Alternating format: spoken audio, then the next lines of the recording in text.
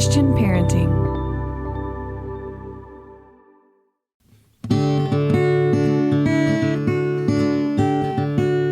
Aloha, friends, and welcome to the Monica Swanson podcast, powered by Christian Parenting. I am Monica Swanson, mom to 4 boys, wife to Dr. Dave, podcast host and author of Boy Mom, Raising Amazing, and the newly released Becoming Homeschoolers. Here on the podcast, it is my goal to bring you practical advice and biblical wisdom for raising amazing kids and building strong families. You can always find show notes over at monicaswanson.com/podcast. I'm so glad you're here, and I hope you'll be encouraged.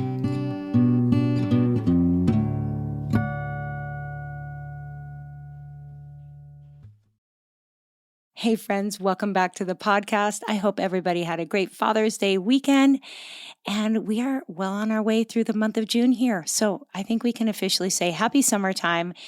And whether you are on the road this summer or hanging out at home, I hope you will take this podcast with you because we have so many great episodes coming your way. Now, do you love home decorating? Is that something that comes natural to you? I have always confessed that it's not something that comes natural to me. And so today's episode is a little bit selfishly motivated. I have Myquillyn Smith, who is also known as The Nester online. She recently came out with a book called House Rules: How to Decorate for Every Home Style and Budget. And in it, she shares 100 rules. And she says rules are made to be broken. So we're having so much fun as she touches on a whole bunch of these rules. I'm throwing them out there. She's responding. So if you have an area of your house that you want to tweak, redecorate, maybe you're hitting up some yard sales, Myquillyn has so much wisdom and yet makes this super fun. So I love today's conversation so much. Also ahead on the podcast, just want to give you a quick vision for what you can look forward to this summer. I'm doing some series, and these are things I know a lot of you want to hear about because I get your emails, I get your direct messages. So ready to talk about youth sports? We're going to do that. My husband and I have had some fun on social media talking about youth sports, and we get a ton of feedback on that. Well, we're bringing in some experts. We're going to talk about parenting through youth sports, the pros, the cons, the challenges. Can't wait to share that with you.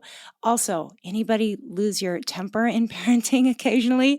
I know that anger in parenting is a hot topic. It's a tough one. It's one I've confessed has been a struggle for me, especially in the early years. So we're doing a series on anger and parenting, offering some hope and help for that. And also, starting next week, we have 2 weeks where we're going to get really practical about technology. This is an area that I know we all have to figure out. We're all navigating kids and screens, and summertime can really bring that to the surface. Well, I've got 2 guests who are really going to offer some practical help for kids and screen time. And then we'll wrap up our summer with a back to school series I'm really excited to share. So you guys, keep coming back. If you haven't subscribed or followed this podcast, go to that little plus sign in the upper right-hand corner of your podcast app, tap on it, and that will help you not miss episodes here on the Monica Swanson podcast.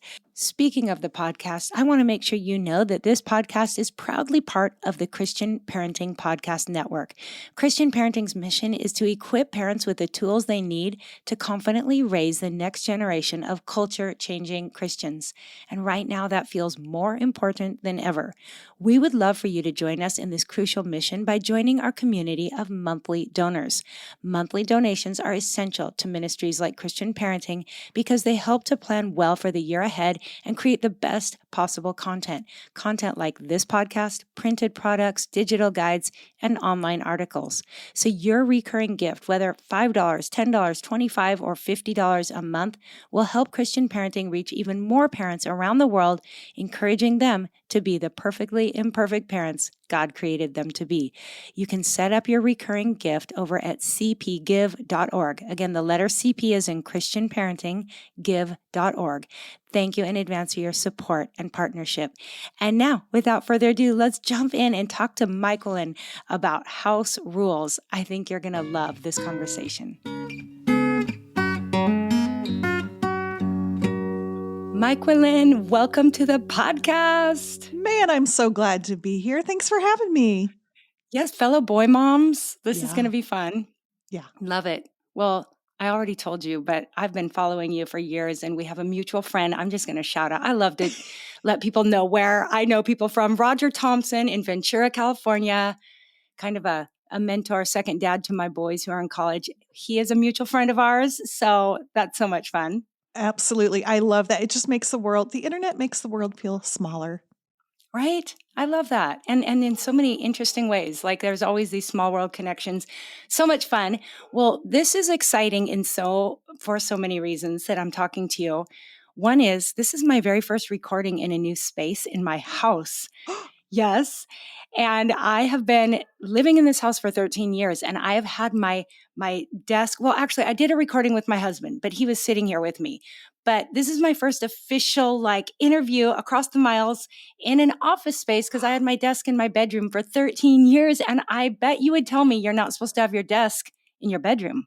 You got to do what works, but congratulations. Thank It you. looks Thank you. great. Well, it's a work in progress. We're getting some new furniture, getting all set up, but I love that we get to have this conversation because like I told you, I am so many of the topics here on the podcast are parenting, family, things that I write about and I research. And so I feel like I have, kind of an investment in it. But when it comes to the topic, we're going to talk about house rules, how to decorate for every home style and budget, your beautiful new book. I am kind of like the most novice. Like I don't have a clue about any of this. So this is a little bit selfishly motivated. I get to just ask you questions and learn. So thank you for joining us. Oh, I love it. I love talking about home. And in a way, our home is kind of like the next member of our families, I feel like. So it Amen. kind of fits right in. It does. And it really, really makes a difference. Like, oh my goodness, I know it does. It makes a difference in how I feel when I'm working from home, homeschooling. It really matters. Okay, so before I get ahead of myself, who are you? I'm sure a lot of people already follow you, but tell us about you, your family, and where you are, all that. I would love to. My name is Myquillyn Smith. When I first started on the internet 1.5 million years ago, I thought, it's full of killers. I should use a pretend name. So I went by the Nester. I do have a weird name. It's got a Q in it. I mean, it's crazy. But I want to help women create the home they've always wanted so that they can use it the way they've always dreamed. I'm an imperfectionist. I'm a cozy minimalist. That means I want to get the most amount of style with the least amount of stuff. And I see the world through house colored glasses. So I love to figure out the why of decorating. Why is it that some things look great and others look ridiculous? Like I'm like a little weird scientist when it comes to that kind of thing. And I like to figure it out and then teach about it. So I really am a teacher at heart. And my students have all different types of styles and homes. And some people are minimalists and some people are maximalists. Some people have a big budget for decorating. Some people don't have any budget. And I can help no matter where they are. Wow, that is quite a gift. That is amazing. I It's love it. fun. Tell us too, we got parents listening. You got these Oh, kids. yes. Give us some ages and all that. I am a mom of 3 boys / men. Our oldest 2 just moved back home with us. We moved to the mountains of North Carolina about 1.5 years ago, and they were out and had jobs, and they quit their jobs to move home and start a business together. So they have a shop. Yep, they have a BMW shop, and my 2 boys run it. It's in the same building as my husband with his shop. And then my youngest is in college. He's a senior in college. And, we've got girlfriends that hang out. So finally I have some girls around. What? I do have a girl cat. And we have a dog. But yeah, I've been married for 30 years, turned 50 this year, and been talking about home on the internet for the last, I don't know, I can't do math, since 2007. Oh my goodness. Okay. Wow. That's incredible. And I just got really excited hearing your boys are starting a business together. Like what a dream. What It's fun. been fun. And I thought they're going to come home and fight about business every night. They never fight about business. They never talk about it. Oh, that's the best. Okay. Well, I'm is. older than you, but you're a little ahead of me because you started sooner than me. So I love hearing about these stories when the boys are a little bit older and coming back. That's my dream. Oh, it's been great. Yes. Oh my goodness. And you live in a beautiful place. I was in North Carolina for the first time just over a year ago, and it was absolutely beautiful. So, we're far apart, but both live in beautiful places. But this isn't your first book that we're talking about today. So tell us a little bit about your book writing history. You have best-selling books. You're kind of a big deal. You're all over the place. Oh, well, I'll tell you, I'm a design school dropout. So I'm kind of I'm not a full-fledged, I don't have like a badge or tattoo that says I'm a That's right. designer. I just love to figure out the whys of decorating. So I'm on my Mm-hmm. fourth book. My first book was about imperfection. It was called The Nesting Place. It doesn't have to be perfect to be beautiful. I wrote that in a rental house. The next book was kind of like a step-by-step decorating process called Cozy Minimalist Home. Mm-hmm. And then I wrote a book called Welcome Home about decorating and hosting throughout the seasons and kind of like a natural approach to decorate through the seasons without having to spend all your money at Hobby Lobby. Like, I don't know. Mm-hmm. I was kind of prone to do at the time. Yes. And then I just wrote my most recent book is called House Rules. It's 100 universal decorating tips that are all like quirky and memorable. And I just felt like it would be helpful to have something in our back pocket that when we're at Target, we're trying to decide between two vases, and you can remember, contrast is queen if you want to be seen. I should get the dark one or whatever it is, something like that. So in the good. spirit of teaching. Oh my goodness. I absolutely love it. And that's what we're going to talk about today, these house rules, which it's kind of fun because you say you don't really believe in rules. So maybe tell us how they're rules, but not really rules. It's true. So I just read recently a book by Andrew Peterson, and he said in it, you have to earn the right to break the rules. And I think that is so true. And as creatives, and your home is a creative endeavor, I think what that means is we have to acknowledge that there are some universal rules. There are some maybe best practices or reasons why things might usually look in balance together. Everything in our house is in a relationship together. And then when we know those, we can break them because we want to. We can break them Okay. because we believe the room is going to look better, not because we don't know better. That gives us confidence. So I'm all about just helping us make more confident decorating decisions. So the very first rule is learn the rules to break them beautifully. Okay. See, that's what I need is that confidence element because sometimes I have this good gut feeling, but I'm like, I'm probably so blowing it. And so I was relieved when I read that you said no one is born with the decorating gene. Are you sure? I believe it. Now, I do believe that some of us have a lot more practice than others because I think about myself. I was decorating when I was in fourth grade playing Barbies with my sister. I was playing Okay. house. I was Yes. only caring about their furniture. So I got a jump start on someone that started You did. 10 or 15 years later. I started decorating my room in high school and, dorm rooms in college because I was obsessed with it. So I do think there are people in our lives that are naturally obsessed with different things. Maybe it's art, maybe it's music, maybe it's cars. And we feel like they were born with it, but really they were just maybe born with a passion. I see that with my own kids. And then we nurture that passion. I think Yes. too, when we're younger and we are passionate about something and someone encourages us in it, we're more apt to just learn for fun and not be afraid to make a mistake. And so I do think for me, maybe making mistakes at a younger age and learning from those, it was easier because I was a dumb high schooler trying to figure out what color to paint my walls. Now listen, I painted my office a year and a half ago, a color that I didn't like. So I don't think you Okay. ever arrive and now I never paint a wrong color. No, but now I have a great attitude when I paint a wrong color. And I'm like, oh, okay, now I know another color I don't love. We'll figure it out. Okay. Let's figure out why. So good. That is awesome. Okay. And you say here that decorating starts in your head.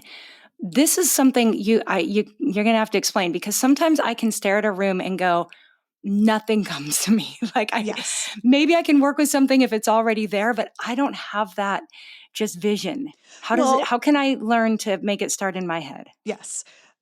It's as opposed to, I guess my question would be, where do you think decorating starts? In people like your head. Didn't expect that, did you? Okay. Yeah, I turn it think on me. a lot of us feel like decorating must start in the furniture store. If I have a room and if there's a problem with it, the solution is furniture store. Okay, you're right. Now, I would say the solution, you actually said the word vision. I don't have a vision. And I think it can start with a vision, or maybe it can start with knowing that you need to use your room in a certain way, or it can start with Hmm. a deadline. But I believe that to make progress, we start with what we have. We look Hmm. around the room, we think, and I do work one room at a time when I'm decorating, and we think about what it is that we love about the room. I think every room has something redeeming, even if it's just like it has a great big window, whatever it is, Yes. starting with that. I think so often in design, something about the design world or fashion, things like that, it makes us focus on what we don't have. And I never Hmm. want to start with that with our home. I think Hmm. we should always start with like, let's really try to find some things we're grateful for in the space, even if you're renting, even if it's not your dream house, even if Right. you can find so many things wrong with it. I never want to begin the process with, oh, I hate it here. But like, well, maybe you Yes. do, but what is it that you love? It's a great place to start. But then if you need vision, I always love to start with creating a Pinterest board for that Ah. specific room. So Hmm. you don't have to start thinking about what it needs or what it doesn't know. You just want to grasp a vision. Inspiration leads to motivation, and the goal is to just get yourself inspired. So if you have Yes. a room you're working on, you're stuck in, or if you're like, oh, my maybe you have someone moving out for college and now you're getting a new room. So you Hmm. just think about maybe the activities that need to happen Hmm. in that room and for how Hmm. many people, and create a Pinterest board for that room and start pinning with abandon. With Mm. no, you don't have to say, well, that room has a fireplace and mine doesn't, so I can't pin that. Or that room, has vaulted ceilings and mine. No, no, no. Just pin anything that you think is beautiful when you're thinking of that space. And I like to give myself freedom and, a few days or a few weeks. And once you have 40 or 50 pins and maybe walk away and come back, you can look at that room, you can look at that Pinterest board, and you will begin to see some rhythms. You'll begin to see something Mm. stand out and you'll say, oh, all of these rooms have wood floors, or all of these rooms have a lot of color, or a lot of pattern, or no color.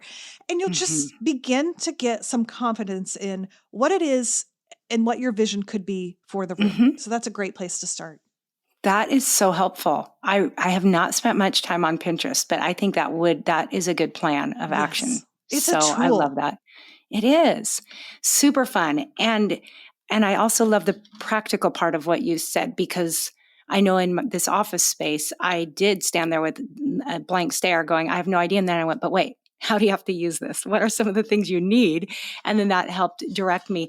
Now, what I want to do is, since you have these 100 house rules, I want to just pop in and grab some of my favorites. Again, everyone listening, this is a little selfishly motivated, but I am going to just grab some of them. But before we do, I was really curious about your how you talk about the trinity of rugs, drapes, and lighting. This has been a big topic because as I moved out of my bedroom, now I'm working on the bedroom too. And these are the three things that I've been working with. Tell us about that Oh, trinity. excellent. Now listen, Yes. this is not it's not a new thing that no one's ever thought about before, but the idea of adding the right size rug, hanging your drapes correctly, and layering in lighting is something that if you've ever recently maybe looked at houses for sale or looked on Zillow, or got in your next door neighbor's house, I feel like it's something that a lot of our rooms are lacking, and it's such a basic Mm. thing, the idea of a rug, which takes up, half an inch on your floor. Mm-hmm. Mm-hmm. The thought of lighting, which is so functional, but also can add style and beauty. And the idea of drapes hung correctly, which are not necessarily blocking light unless we need them to function to block light for Mm-hmm. privacy or the sun is shining in your eyes, but to add softness. And so I know as women, we really long for a home that feels warm and inviting and cozy. Yet a lot of us still want like some empty space, some serenity, some Mm-hmm. peace. And so when you think about adding a rug and drapes, you think, oh, those are two items that, if you get the right size, are quite large, add a lot of softness, but don't take up any precious Mm. surface space. But they're an opportunity to add texture, or if you love color, to add the color, or if you love pattern, to add color or pattern.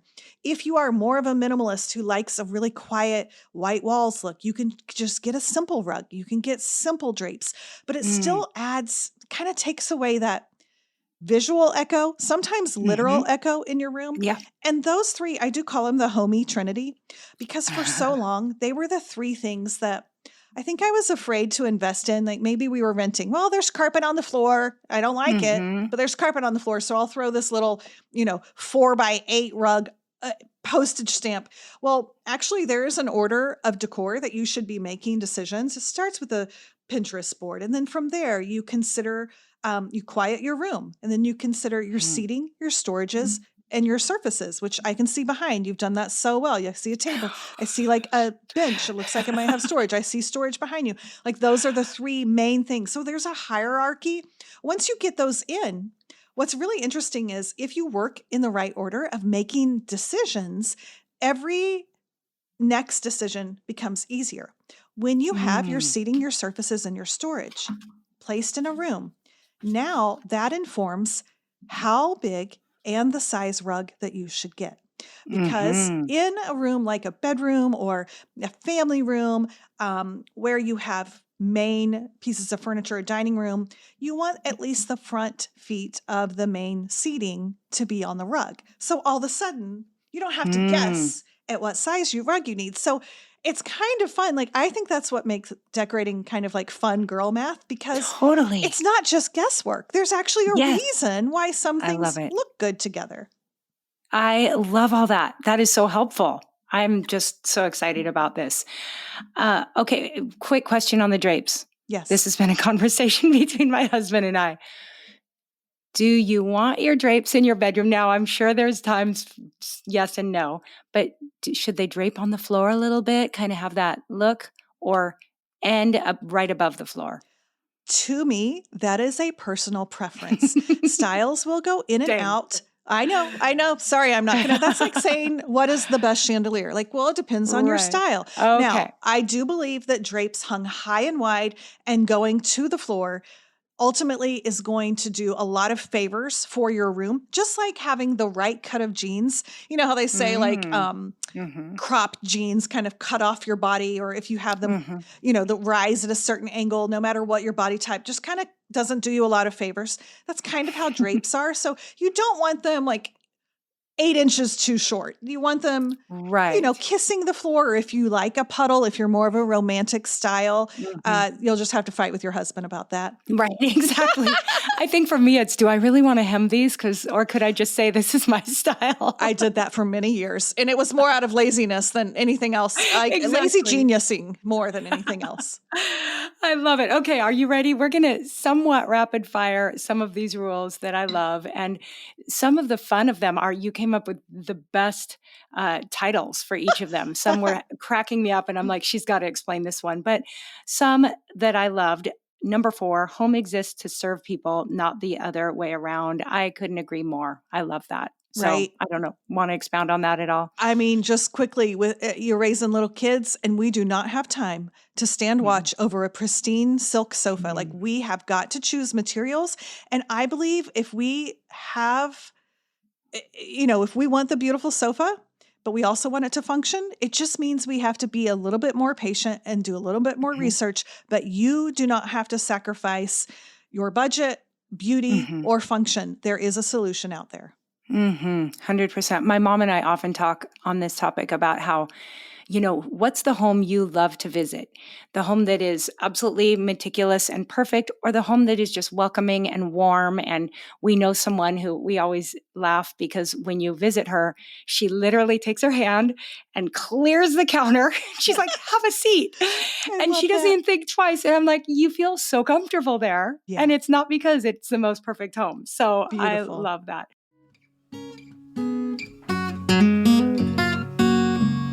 For any of you homeschooling or thinking about homeschooling, I want to make sure you go over and check out the diveintomath.com website. Dr. Shorman is a good friend of ours and the professor over at Dive, and he has done an amazing job of preparing kids well for the PSAT, SAT, and ACT with over 200 practice questions.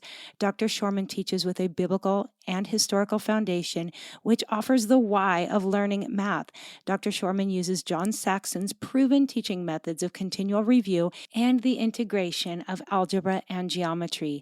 For your math-minded students, it's hard to find a homeschool curriculum that goes as far as you can find in a traditional school setting, but Dr. Shorman offers all the way through Calculus 2.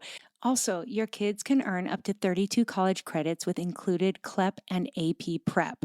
And here's an inside scoop. Dr. Shorman's classes are shorter and the week is shorter than most curriculums I've found, and yet kids learn more. So definitely go over to diveintomath.com, check it out. Let me know what you think. Hey friends, want to simplify family meals this summer? With HelloFresh, you get farm fresh, pre-portioned ingredients and seasonal recipes delivered right to your doorstep. Skip trips to the grocery store and count on HelloFresh to make home cooking easy, fun, and affordable. That's why it's America's #1 meal kit. HelloFresh's line of kid-friendly recipes are picky eater proof and perfect for families looking to shake up their dinner recipe rotation while school's out for the summer. Heading out on vacation? Just update your delivery address and enjoy HelloFresh meals at your vacation destination. Plans are flexible, so they work with your changing schedule. I'm a big fan of the tastes of summer, and I appreciate that HelloFresh has seasonal produce picked at peak ripeness and delivered straight from the farm to your door in less than a week. Now here's a fun offer. Go to HelloFresh.com/Monica apps for free appetizers for life. One appetizer item per box while subscription is active. That's free appetizers for life at HelloFresh.com/Monica apps. Remember, HelloFresh is America's #1 meal kit. I couldn't agree more. Number 7, you can't ruin something you already hate. Talk to us about that. Listen, I know it can be scary to take a risk, or maybe, your favorite Instagrammer had just painted her ceiling this beautiful shade of green and you're in love with that shade of green. Well, instead of just painting your kitchen cabinets green, find something maybe that is in the goodwill pile. Maybe find something that you're not crazy about anyway. The vase that you were getting ready to sell at the yard sale, the little nightstand, and paint that. Practice. Take your baby step risk and practice on things that you already don't like because you have nothing to lose. Oh, that's helpful. Okay, one sane space. I want to hear more about this because I think I like it with a house full of boys.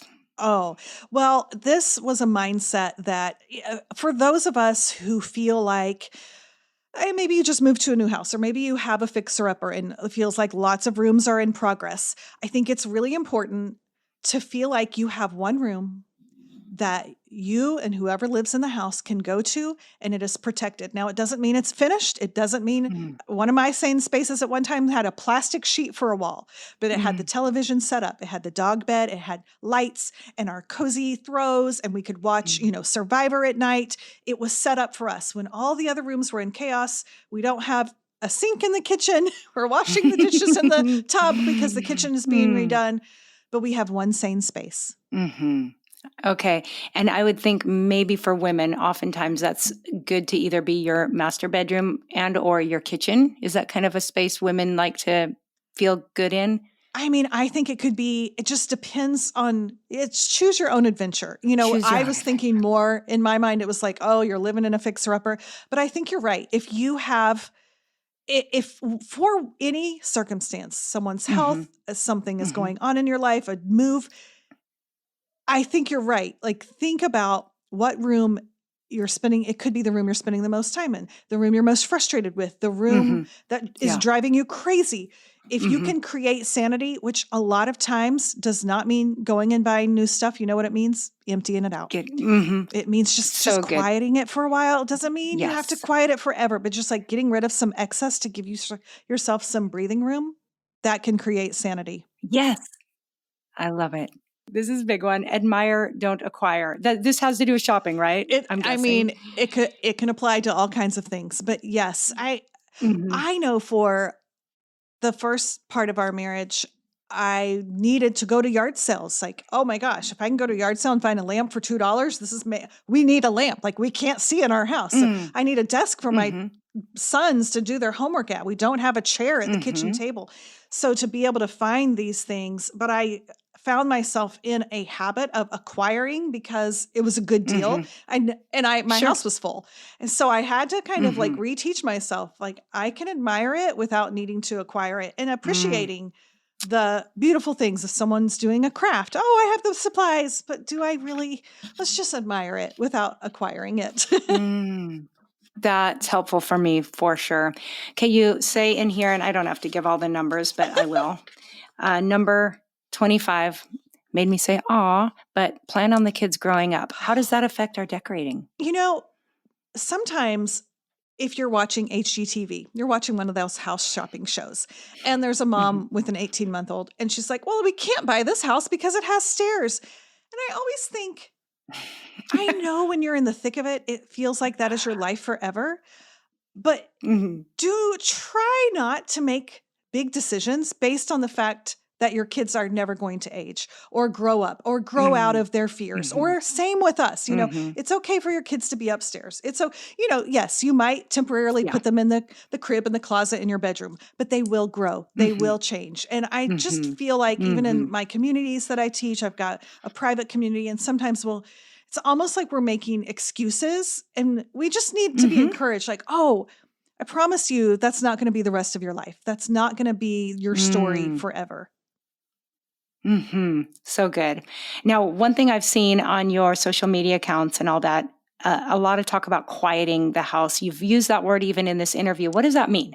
Quieting the house? Well, I talk about it in different ways. So I have two things. I have quieting the house and hushing the house. I know. Hushing. That was the one I saw for the holidays. I was like, wait, what is hushing? I got to get this. So all that is, it's my own way of trick myself into decluttering. I don't have a lot of excess stuff, but what I do have is excess decor. We are in our 15th house. I'm not sure if I said that from the beginning. So we've moved around a lot. And I think there's two types of people who move around a lot, or two types when they're moving around. One type, it's like, oh, we're going to move again. I am going to majorly declutter. This is a pain. I respect that type. I am the wrong type, which is, oh, we're going to move again in a month or in a year. I better hold on to everything, even if I'm not using it in this house, because what if I need it in my next house? And that always held me back. And pair that with my one skill of finding great decor on the cheap, and you can easily end up with a hoard of cute decor all in that closet back there, teetering on the brink of falling. So quieting the house, hushing the house was my way of like, okay, after Christmas, a lot of times in January, it was easy. I would pick one room.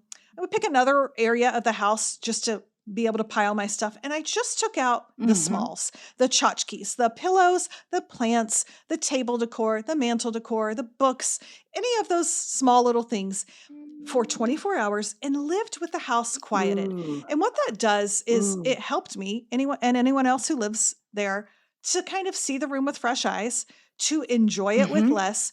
But it also kind of spurred me on to, oh yeah, I actually love the idea of having less stuff in my room. I'm going to bring less in. And then that kind of started or jump started my ability to declutter excess stuff. I think if we are constantly adding things in, we're going to Target, people are giving us stuff. It's Christmas, it's our birthday, but without a really purposeful way to exit stuff, then we can just be adding more and more stuff, especially people with my personality. And I am a cozy minimalist, but man, I got a lot of stuff. So that's house hushing. I get it.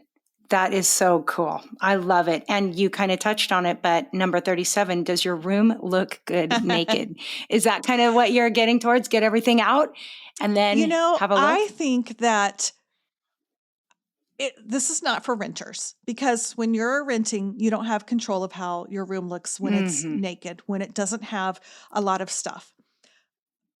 I think because we rented for a long time, like when we moved into our fixer-upper 10 or 12 years ago, I was so used to relying on lots of tiny items, little vases and little pillows. Trinkets. Yes, little trinkets, because that was kind of what I had control over, that I moved into our fixer-upper and I tried to add like 14 things on the mantle and 18 things on the coffee table, a lot of these small items, thinking that they would solve the problems of the style of my room. But if I hushed it or quieted it and pulled everything out, I would look around the room and not like it. Well, the room has some issues that I need to address, that when we moved in, we said we would. We never finished the popcorn ceiling. We finished it to the dining room that opens up to the living room. And then there's this imperfect line that we meant to get to. Okay. Sometimes quieting a room can help you and everyone else in the family see oh my gosh, we've been hiding that from ourselves because we never finished it. And we're so Kind of good at, covering it, like directing distracting. Mm-hmm. So reminding ourselves, if we like our room naked, it is so much easier to like it when we style it. If you have a room that you hate when it's naked, when you hate without all your cute little Yeah. tchotchkes, find a way to maybe make it look whether it's just paint or, I was going to say, is this about paint? Because we got that's it on the could be a list. project. It could be Okay. repairing something. It could be changing a light fixture. It could be painting the fireplace. It just sometimes, I mean, if you don't like the base of the room, it's going to be a lot harder to like the room with stuff in it. Okay. I think that's so kind of goes with so many of the other things we do in life where it's easier to just buy more junk and try to cover it. The harder work, but the more permanent lasting fix is, okay, let's get to the root of the problem. I actually can't stand the colors on my wall and I never even realized it before. You've been so exactly what you said, distracting yourself from it. And well, we want a quick fix. We want to go to Target and solve the problem today. How many pieces have I brought home thinking, oh, this is what I needed? No, that's not what you needed. You needed to get rid of a lot of stuff and paint your walls. Boom. That takes time. Okay, so good. So many more fun things. Number 42, use skirts and show some legs. Yes. Tell us about that. So that is, it comes from, I believe, a Billy Baldwin quote where he talks about if everything in your room is on legs. So think about like the mid-century mod look with the tall, skinny legs. But if every piece of furniture is on legs, he says it makes a room look nervous, which is such an interesting way to put it. I but love there that. is an idea of balance. And remember how we said earlier, everything in your room is in a relationship.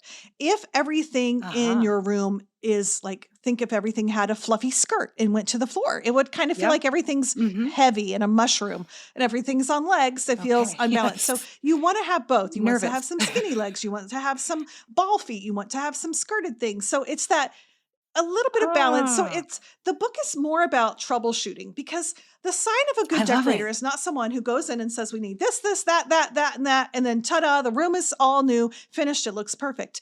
No, that's not how real people decorate. We have a house. We have some stuff we've had forever. We have a little budget. And so this room is to help the everyday decorator say, why does this room look off? Oh, everything is on legs. Let me shop my house and switch this chair for the skirted chair, and suddenly it feels balanced. Absolutely. And I feel like as I'm reading through your rules, already things are popping out at me that are like, that's the answer. So I feel like this is the only decorating book anyone really needs. Like, you are covering it all, and with these punchy, fun little rules that some of them won't pop out at you, but others will be like, that's what has been bothering me. Okay, number 54, pick the one that scares you. Yes. So that is just really about, for me, it's talking about scale. When you are decorating a house, a lot of us want, we're like, I don't know what my style is, or I want it to feel stylish. We use the word style a lot. And one way to achieve style, no matter what your personal bent is to use items that are larger in scale. When something is visually larger, the everyday person reads that as something with having style, like, because it is kind of a risk because it's bigger. So the next time, if you are going out and purchasing something, I think I used the example in the book, like I needed a plant. I wanted to buy a plant. So instead of going and buying the little bitty 5-inch, violet from the drugstore. No, let's scale up. Let's say I want a plant. And I know we might, all of our plants are on the march to death. Sooner, they're not going to live forever. They are going to die. But let's get a $20 plant from Lowe's, and let's get a beautiful urn or a beautiful container that pairs with it that is 18 inches wide. So suddenly we have a statement piece. Exactly. Almost a signature piece. And so it's an encouragement that if you pick the one that scares you, even Shay McGee, even there is no person, even Joanna Gaines, when they make decisions, there are things that they're like, oh, that's risky. That's scary. And I bet you that they have learned to normalize that and listen to that. And they're like, oh, that's the one I should get because it's scaring me a little bit. So I just want that to be an encouragement that if it scares you, that doesn't mean to back off. Sometimes that means it's a good thing. So you should listen to that. Okay, that's so good. I hopped over one I wanted to let you talk about, and I'll just do like 3 more and then I'll let you go because I can do every one of these. But this is huge. Hate the sofa, hate the That one space. killed me. Sofas matter. I want to be, it is my goal in life to be an encouragement to women in their imperfect circumstances in home because I relate to that. And for Mhm. so long, I wanted someone to tell me that I could have a sofa I hated and still have a gorgeous room that I love to use. And let me tell you, sitting on a Mm. sofa that I hate with a friend, I am distracted with my sofa that I Mhm. hate. So, are there Mhm. fixes? Yes. You can get a slip cover. Mhm. You can sell it on Facebook Marketplace and buy a different one. There are things you can do. But just like how if you are forcing yourself to wear an outfit where you hate how you look in the jeans and they're Uh-huh. uncomfortable, Yep. I don't think there are Mhm. any cute shoes, there are any fabulous Mm. blazer that you can do that's going to make you love your outfit when you hate your jeans. And it is the same with your sofa, the Mhm. largest piece in the room. I want you to find a sofa that you love. Hmm. Okay. Number 82, I'm so curious, trendy or trending? Because what's trending this year may not be next year. Yes. How do we navigate Okay. this? That one did take me a while to write because it can be a bit wordy and confusing. I think we're all, Mhm. none of us want to, I don't want to invest in a trend. And now I look stupid because Mhm. it's past. And so Right. when we Yes. think, And I didn't know it was I know. past So until I see someone on YouTube and I'm like, "Oh, I I missed that. blew it I was going to again." go buy it tomorrow and it's already out. But it's Yes. Yes. helpful when we think about things that first we need to identify, is this trendy or is it just something that is Mhm. historic, that is on trend right now? Okay. The way we know that and predict the future is we look at the past. And so, I think in the book I talk about the chevron pattern. Do you remember? It was Mm. like, what, Yep. 15 years Mhm. ago? And it was everywhere. It was on every pillow. And it was, Yep. now listen, we did not invent that 15 years ago. You can go to Rome No. and Greece, and there are chevron patterns and Yeah. what is it called? There's another name. Anyway, uh, I I know probably it's wouldn't like know. it's got something to do with a fish. Someone's shouting it to us. Anyway, we did not invent that. However, we ruined it for a period of time because it was trendy Wait, and trending. overdone? Yes. So it does Mm. not mean that you can never use it again because it's out. It just means you might want to think about the application. Instead of getting a Mm. sofa with that trend, you might just get a pillow cover. That way, when you're Pillow. done with it, it will only be Okay. $25. Okay. That's helpful. That is helpful. I think I love number 87 because this is one thing that is intuitive to me. I walk in my son's room and I'm like, everything off the floor. I don't want to see things on the floor. I want everything in a place. So store on the floor no more. Am I You reading got it it right? Is that what you're exactly talking right. about? I, you know, I Mm. it, my cozy minimalist roots can make me feel like I want to have my rooms feel simple, and I know that's something we all long for. Mhm. And sometimes I'll look Mhm. around and be like, "Wow, this is clearly my fault." I have a basket on the floor with pillows I never use. Mhm. I have my Mhm. Goodwill stuff on the floor that has been there for 4 weeks. So I'm basically Mhm. decorating with Goodwill stuff because everything that That's sits right. out in your home is a decoration, whether we Is say so or decoration. not. I love that one. Uh-huh. I So love just that. getting things up off the floor and putting them in their place or finding a new home for them can give it almost just like, a breath of fresh air. Okay. Okay. So good. 92. I'm just going to name these. You don't Okay. even, I'll let you choose one to expound on. Number 92, life is a special occasion. I love that. 93, add a spoonful of sugar. And 96, home is a feeling. Um, Anything you want to say about any of those three before I I mean, I wrap kind up of and like let to you leave go? some mystery because it's like, what? A Yes. spoonful of sugar. I'll just tell you, it's Right. talking about joy and it's talking about the unexpected. And, Mm. the slogan, keep Austin weird.